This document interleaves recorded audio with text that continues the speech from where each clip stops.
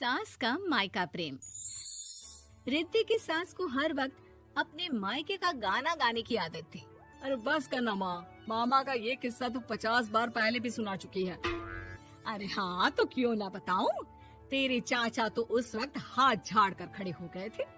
तब मामा ही था तेरा जो आगे आया और मदद की। देखो अब ठीक है ना, जो हो गया सो हो गया। क्यों एक बात को हमेशा गाती रहती हो।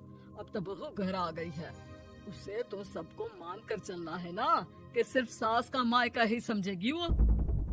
तभी वहाँ रिद्धि आ जाती है। माँ, आज मैं घर जा सकती हूँ? माँ को मेरी बहुत याद आ रही है। शादी के बाद एक बार भी नहीं गई। हाँ तो कौन जाता है। अरे मेरी शादी के बाद जब मैं विदाई होकर आई, इतना बड़ा ससुराल मेरा, खाने वाले 10 लोग और बनाने वाली मैं सिर्फ एक। ऐसा लग रहा था जैसे सिर्फ खाना बनाने के लिए ही ब्याह किया है। वो तो मेरा भाई था, गांव से एक काम करने वाली चाची को भेज दिया जो मेरा हाथ पटाती थी, और उसको पैसा, खाना, कपड़ा, रहने के लिए कमरा, वो सब किससे दिया था? तुम्हारे भाई ने। ये मामला रोज का था। ससुर भी जब गुस्सा होते तो वो सारी बात कह देते जो उनके मन में इतने समय से चल रही थी। मेरा भाई, भाभी, भतीजा, भतीजी सब छुड़वा दिया।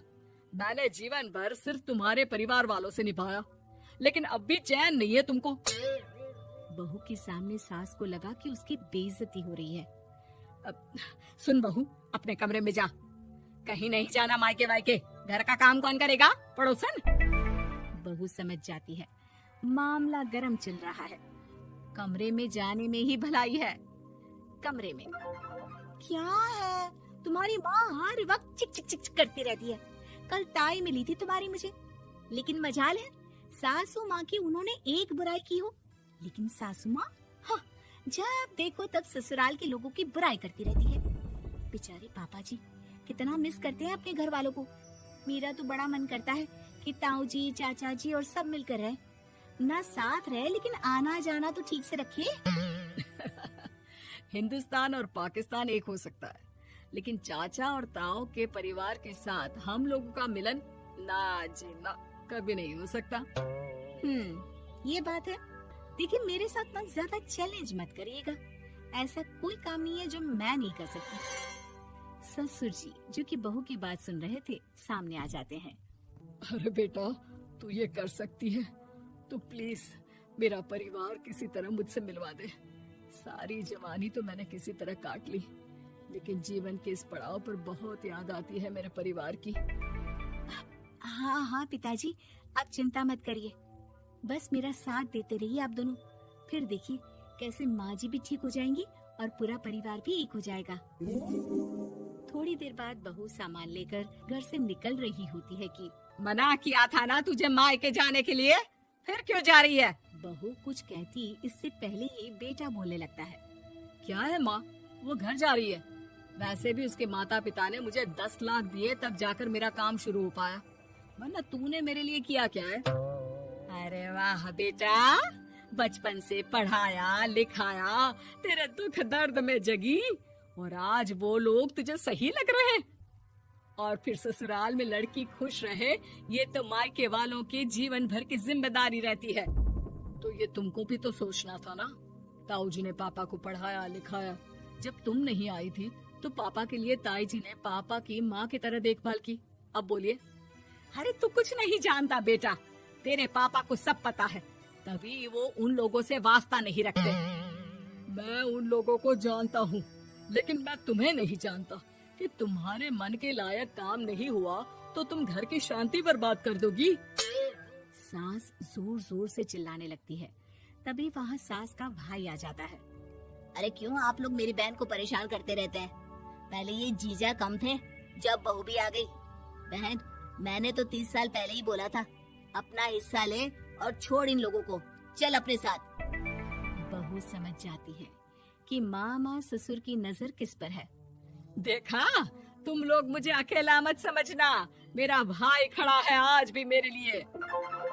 बहू मायके जाती है और आते वक्त साथ में एक नौकरानी ले आती है। अरे बहू, कुछ खाने को दे दे। अरे आंटी, क्यों भाभी को परेशान करती रहती हो? उनके भाई ने मुझे जिम्मेदारी दी है। किसी भी चीज की परेशानी नहीं होनी चाहिए भाभी को। जो चाहिए मुझे बोलने का। आय हाय, बहू के मायके वालों का इतना दखल। ये मेरा घर है, कोई कल का आए इसे पूरा कैप्चर कर ले, ये बर्दाश्त नहीं होगा मुझसे। क्या हो गया सासू माँ? क्यों सुबह सुबह चिल्ला रही हैं? चमेली, ओ चमेली, क्या कहा था मेरे भाई ने तुझे? अरे दीदी बहुत तेज है आपकी सासू माँ। मैंने तो बोला कुछ चाहिए तो मांग लो मुझसे।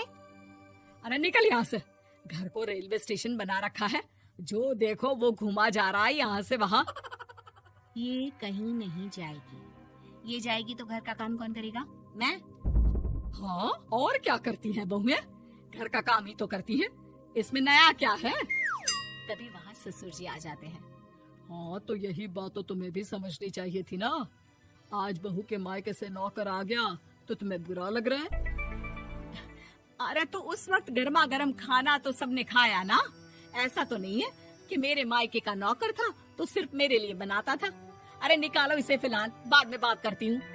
सास का गुस्सा जोर से नौकरानी पर फूटता है। तभी वहाँ बेटा सामान के साथ आकर खड़ा हो जाता है। चलो रिद्धि, तुम ठीक बोलती हो। मेरी माँ को तो हम लोगों की कोई फिक्र है ही नहीं, ये तो सारा दिन सिर्फ अपने बारे में सोचती है। और देखिए, मैं अब से कह रही हूँ कि अब से इस घर की तरफ आपको देखना भी नहीं है। नहीं आना आज के बाद इन लोगों से मिलने। हाँ हाँ, बस कभी कभी दिन में 2 बार मिलने आ जाओ। नहीं, बिल्कुल नहीं। ससुर झूठा नाटक करते हुए। मेरी बीवी ने मुझे मेरे ही परिवार से दूर कर दिया, आज बहू मेरा इकलौता बेटा दूर कर रही है। हाय, कैसे जीऊंगा मैं? वाह, वो भाई जो आपको बेटे की तरह मानता था, उन्हें छोड़ने में तो दुख नहीं हुआ। आज खुद का बेटा छोड़कर जा रहा है तो कैसे जीऊंगा? बढ़िया है। अब सास समझ चुकी थी कि उससे गलती क्या हुई है। मुझे माफ कर दे बहू, अब मेरी समझ में आ गया कि अपनों से दूर कर बीवियां पति का भला नहीं बल्कि उन्हें जीवन में अकेला कर रही है। मुझे माफ कर दे, मैं अब सबसे माफी मांग लूंगी। ससुर जी दूर से बहू को थम्स अप दिखाते हैं।